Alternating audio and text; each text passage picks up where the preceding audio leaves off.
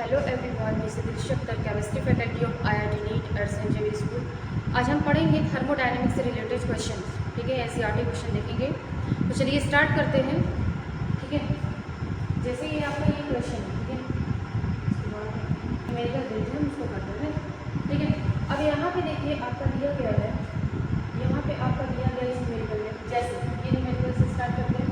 यहाँ पे दिया गया है आपका, यहाँ दिया गया है the enthalpy of combustion of methane, graphite and dihydrogen. ठीक है, सबकी एंथैल्पी क्या है, मीथेन की, ग्रेफाइट की एंड डाईहाइड्रोजन की दे दी गई है। ठीक है, अब इसमें बताना है enthalpy of formation of CH4 gas will be. ठीक है, मतलब क्या करना है आपको, मीथेन को, ग्रेफाइट को एंड डाईहाइड्रोजन को बोला मैंने क्या करना है, कंबशन करना है। उसके बाद हम देखेंगे कि एंथैल्पी में जो चेंजेस है वो क्या होगा। तो चलिए देखते हैं, चलिए स्टार्ट करते हैं। पहली बार इसमें क्या बोला है, मीथेन। ठीक है, मीथेन बोल रहा है। ठीक है, मीथेन को क्या करना है, हम कंबशन कर रहे हैं। ठीक है, मीथेन को कंबशन कर रहे हैं। ठीक है, अब ये हो गया। अब क्या कर रहा है, ग्रेफाइट में, तो इस तरीके से हम ग्रेफाइट को भी करेंगे। ठीक है, और इसके बाद क्या है, डाईहाइड्रोजन, डाईहाइड्रोजन को भी करना है, क्या आ रहा है। ठीक है, चलिए देखते हैं इसमें। अगर इसको हम बंद करते हैं तो ये हो जाएगा CO2 और ये हो जाएगा H2O। ठीक है, और यहाँ से इसको करेंगे तो ये हो जाएगा CO2 और यहाँ पे इसको करेंगे तो ये वाटर।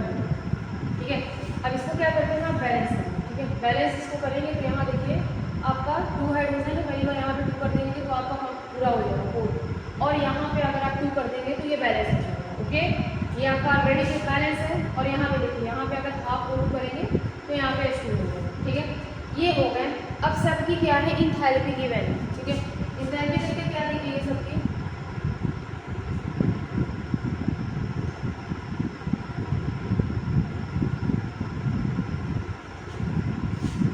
देखिए एक एंथैल्पी दी गई है आपका, एक एंथैल्पी हमें आज दे रहे हैं, दिया गया है आपका -890.3, ये दिया गया है kg पर मोल। ठीक है, ये दिया गया है। अब उसके बाद इसका दिया गया है -393.5। ठीक है, और इसका दिया गया है -285.8, ये दिया गया है। तो ठीक है, इसको देखते हैं हम। चलिए अब इसको देखेंगे क्या होगा। तो चलिए स्टार्ट करते हैं। अगर अब हम क्या करें, अगर इसको क्या करें, पूरे को ऐड कर दें। ठीक है, अगर आप क्या करें इस चीज़ को, अगर आप पूरे को ऐड करें, जो आप इसको पूरे को ऐड करेंगे और तब देखेंगे जो आपका क्या फॉर्म हो रहा है, मतलब मीथेन आपको मिलना चाहिए। हम अगर क्या करें, देखिए हमको क्या करना है, मीथेन का पूछा है। अगर हम इस रिएक्शंस को क्या करें, रिवर्स कर दें। ठीक है, ये वाले रिएक्शंस को रिवर्स कर दें तो देखिए कुछ इस तरीके से हो जाएगा। यहाँ हो जाएगा आपका CH4 + 2O2 reaction arrow CO2 + 2H2O। हमको कैसे पता चला कि रिवर्स करना है, रिवर्स इस वजह से करना है क्योंकि कोई रिएक्शन तो ऑलरेडी दिया गया ही नहीं है। हमको अपने आप से डिसाइड करना है कि इसको रिवर्स करेंगे क्योंकि ऑक्सीजन के टर्म को हमको ख़त्म करना है, वाटर के टर्म को हमको कट करना है। ठीक है, इसलिए हम इससे डिसाइड कर रहे हैं। अब यहाँ देखिए ये हो गया। अब इसको हम क्या करें, CO2 इसको रिवर्स करते हैं, क्या हो गया, C + O2। फिर इस तरीके से हम इसको भी अगर करेंगे, अगर और इसमें हम क्या करें, 2 से मल्टीप्लाई करें, और इसको भी अगर आप 2 से मल्टीप्लाई करने के बाद इसको भी आप क्या करिए, रिवर्स कर दीजिए। ठीक है, इसको भी आप क्या करिए, रिवर्स। तो इसको भी अगर रिवर्स करेंगे तो ये हो जाएगा 2H2O रिएक्शन एरो हो जाएगा यहाँ पे 2H2 प्लस क्या बचेगा यहाँ पे, O2। ओके, ये फाइनल बचेगा, ये होगा। अब चलिए एंथैल्पी हम सबका लिख लेते हैं। ये आपका ऑलरेडी है, इसमें कोई चेंजेस नहीं होगा। ठीक है, इसमें क्या किए, इसमें को बस रिवर्स किए, तो इसका मतलब ये सिर्फ यही रहेगा, बस साइन चेंज हो जाएगा। और इसमें 2 से मल्टीप्लाई करेंगे तो हो जाएगा, हो गया। ठीक है, 17, यहाँ पे 7 हो जाएगा और यहाँ पे 2 × 4 = 5। इसका मतलब ये क्या होगा, प्लस में, ये भी आपका क्या हो जाएगा, प्लस हो जाएगा। अब क्या करिए, सारे रिएक्शंस को क्या करिए, ऐड कर दीजिए। अब सारे रिएक्शन को ऐड करेंगे तो यहाँ पे 2O2, यहाँ पे O2, 2O2, इसका मतलब ये और ये कैंसिल आउट। इस तरीके से ये और ये क्या होगा, कैंसिल आउट हो जाएगा। ठीक है, और कोई टर्म देखिए, कार्बन डाइऑक्साइड से कट हो जाएगा। तो आपका क्या फॉर्म हो रहा है, CH4 रिएक्शन एरो क्या बच रहा है आपका C+2H2, ठीक है। ये आपका क्या है फॉर्मूला है। अब क्या करना है, सारे एंथैल्पी को क्या करिए ऐड कर दीजिए। यहाँ पे -890.3 है, ठीक है, प्लस अब इन सारे को अगर आप ऐड करेंगे देखिए क्या आता है, ठीक है।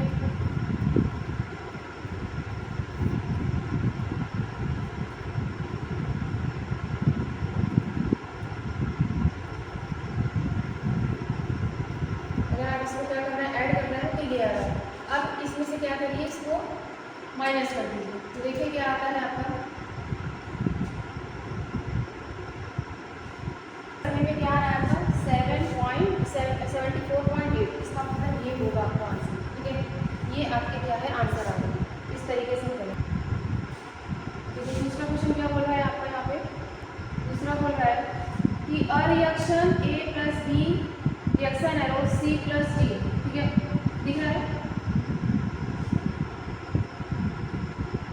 यह क्या है, a reaction A + B reaction arrow C + D + Q is found to have a positive entropy change. The reaction will be possible at high temperature, possible only at low temperature, और क्या बोल रहा है not possible at any temperature, possible at any temperature। पहली बार आपका reaction क्या दिया गया है, ये दिया गया है कुछ इस तरीके से, ठीक है। रिएक्शन है आपका,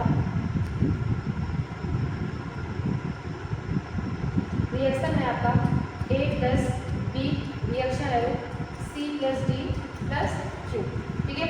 इस फॉर्म को है पॉजिटिव एंट्रोपी, इसका मतलब जो एंट्रोपी है वो क्या कह रहा है पॉजिटिव, ठीक है।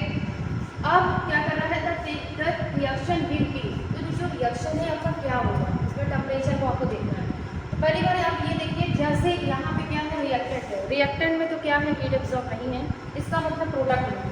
तो इसका मतलब ये हो रहा है कि यहाँ से आपका मतलब हीट निकल रही है।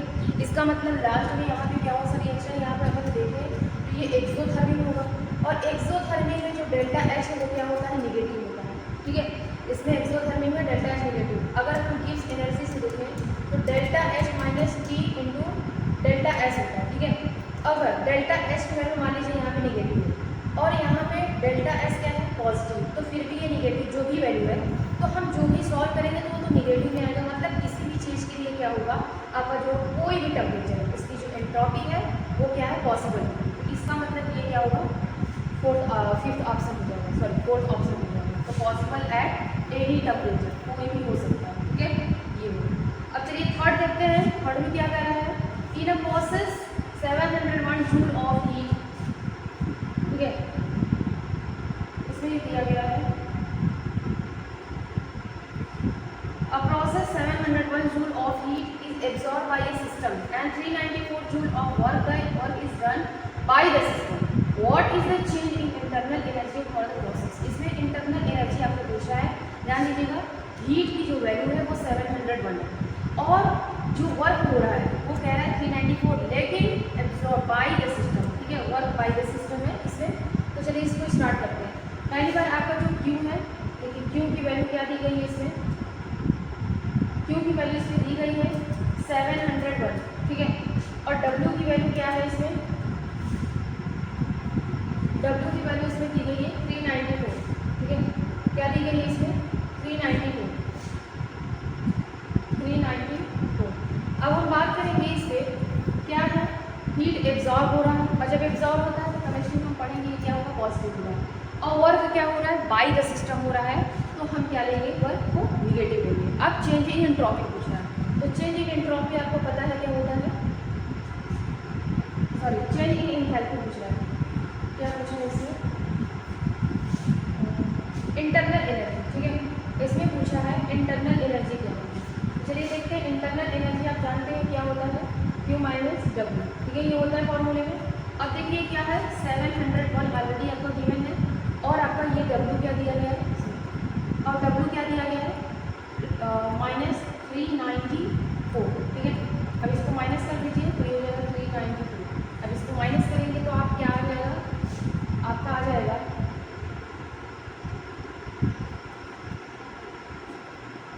307, ठीक है। इसका मतलब इंटरनल एनर्जी की जो वैल्यू है वो ये आ जाएगी। हम इस क्वेश्चन को इस तरीके से सॉल्व करते हैं, ओके। ये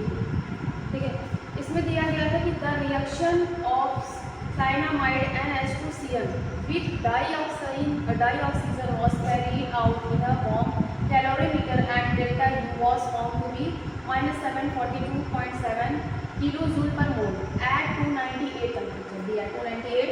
Calculate the enthalpy change for the reactions. इसमें क्या करना है, enthalpy को क्या करना है, कैलकुलेट करना है. तो चलिए हम इसको क्या करते हैं देख लेते हैं पहले. ठीक है, जो टेम्परेचर दिया गया है उसको लिख लेते हैं. ठीक है, इसमें आपका रिएक्शन जो है वो दिया गया है NH2. ठीक है, NH2Cl ये है और plus 3/2 O2 reaction arrow N2 plus CO2 plus H2O ये दिया गया है. और इसमें जो टेम्परेचर है वो दिया गया है 298. ठीक है, 298 दिया गया है. और इसका जो है अब इसका जो एंथैल्पी है वो डेल्टा एच दी गई है -742.7. ठीक है, ये देखिए आपको क्या बताना है,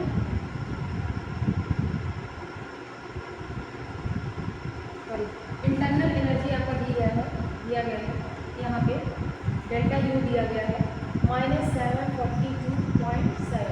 ठीक है, और यहाँ पे आपको डेल्टा एच की वैल्यू क्या करना है, फाइंड आउट करनी है. ठीक है, ये पूरा आपका ओवरऑल क्वेश्चन है, ये आपका क्या है दिया गया है. ठीक है, चलिए अब स्टार्ट करते हैं. ये आपका पूरा दिया गया है, तो अब इसको क्या करना है, स्टार्ट करना है. तो चलिए देखते हैं. देखिए अब क्या करना है इस क्वेश्चन के लिए. देखिए इसमें आपको क्या करना है, एंथैल्पी को फाइंड आउट करना है. और इसमें क्या बोला है, टेम्परेचर की गिवन है, इंटरनल एनर्जी. इसका मतलब हम इसमें ये फॉर्मूला अप्लाई करेंगे, delta H equal to delta U minus NRT. ठीक है, अब यहाँ पे क्या है NR, ये जो N है क्या है, ये क्या है आपका गैसियस मोल के लिए. ठीक है, गैसियस मोल के लिए हम यहाँ पे क्या करते हैं, नंबर ऑफ गैसियस मोल जितना भी रहता है उसको अप्लाई करते हैं. जैसे final gaseous mole number of mole कितने हैं, इनिशियल कितना है, उसमें से हम क्या करते हैं, इसको माइनस कर देते हैं. ठीक है, जैसे अगर निकालना है तो फाइनल का अगर हम देखना है तो N2 में कितना है, 1 है, नंबर ऑफ मोल 1 है. कार्बन डाइऑक्साइड में भी कितना है, 1 है. ठीक है, इसका फाइनल हो गया. वाटर को ये लेंगे क्योंकि ये लिक्विड है और हमको क्या करना है, सबका गैस कर लेना है. ये हो गया. अब माइनस फाइनल देखिए, फाइनल इसका क्या है, इनिशियल का -3/2. अब इसको सॉल्व करेंगे तो ये हो जाएगा 1/2. इसका मतलब N की वैल्यू आ गई 1/2. और R की वैल्यू तो आपको पता है क्या होता है, 8.31 होता है. अब इस सारे वैल्यू को रखिए, खुद कर दीजिए, हो जाएगा delta H equal to delta U कितना है, 742.7. ठीक है, ये दिया गया है. और आपका दिया गया है -1/2 R है आपका 8.31 मल्टीप्लाई टेम्परेचर है आपका 290 है. ठीक है, अब क्या करना है, सारे को सॉल्व कर लेना है. तो ये हो जाएगा आपका माइनस, इसको कट करेंगे इससे, ये हो जाएगा 8.31 मल्टीप्लाई 149. ठीक है, अब इसको पूरा सॉल्व करेंगे तो यह जाएगा 741461. ठीक है, ये आपका क्या है, आंसर आ गया. ठीक है, इस तरीके से तो ये रहा आंसर. ठीक है, मतलब हम क्या करते हैं, क्वेश्चन को देख के हमको फाइंड आउट करना रहता है कि हमको क्या करना है. ठीक है, अब चलिए नेक्स्ट क्वेश्चन देखते हैं. नेक्स्ट में आपका क्या दिया गया है, नेक्स्ट में देखते हैं. Calculate the number of kg of heat necessary to raise the temperature of 60 gram of aluminium from 35 centigrade to 45 degree centigrade. Molar heat capacity is 24. ठीक है, सी की वैल्यू ऑलरेडी दे दी गई है. Calculate the number of necessary, मतलब आपको क्या करना है, हीट मतलब Q की वैल्यू फाइंड आउट करनी है. पहले हम जो गिवन है पहले क्या करते हैं, उसको लिख देते हैं. ठीक है, चलो देखते हैं क्या दिया गया है. इससे पहले आपका जो नंबर ऑफ मोल, ठीक है, नंबर ऑफ मोल और calculate the number of mole आपको फाइंड आउट करना है. दिया गया है आपका टेम्परेचर जो है वो बोल रहा है 35 डिग्री सेंटीग्रेड से क्या है 55 डिग्री सेंटीग्रेड. ओके, चलो ये दिया गया है. और आपका जो सी की वैल्यू है वो 24 है. और आपका जो यहाँ से दिया गया है W, वो W की वैल्यू 60 ग्राम है. और यहाँ पे एल्यूमिनियम एटम है. तो चलिए क्या करते हैं, स्टार्ट करते हैं इसको सॉल्व करना. ठीक है, अब देखो क्या करेंगे यहाँ पे. ठीक है, इतना चीज़ आपका दिया गया है. अब आप ऑलरेडी जानते हो स्पेसिफिक मोलर हीट कैपेसिटी क्या होता है. आपको यहाँ पे नंबर ऑफ मोल निकालने के लिए होता है आपका Q Q is equal to N C into delta T, ठीक है। अब डेल्टा टी निकालना है, फाइंड आउट करना है, तो इनिशियल क्या होता है, फाइनल माइनस इनिशियल, मतलब 55 में से आप 35 माइनस कर दो, ये हो जाएगा 20 डिग्री सेंटीग्रेड, मतलब डेल्टा टी की वैल्यू आ गई। यहाँ से एन निकालना है, तो एन ये 60 दिया है, एल्यूमिनियम का मास नंबर क्या हो 27, ठीक है। यहाँ से एन की वैल्यू आ गई, तो हम इस तरीके से रखते हैं, चलिए करते हैं। ये है 60 डिवाइडेड बाई 27 मल्टीप्लाई, ये है 24, और टेम्परेचर आपका कितना है, ये आपका 20, ठीक है। अब चलो इसको सॉल्व करते हैं, देखते हैं कितना आता है, ठीक है। इसको आप करिए 9 सा 8 सा हो जाएगा, ठीक है। अब इसको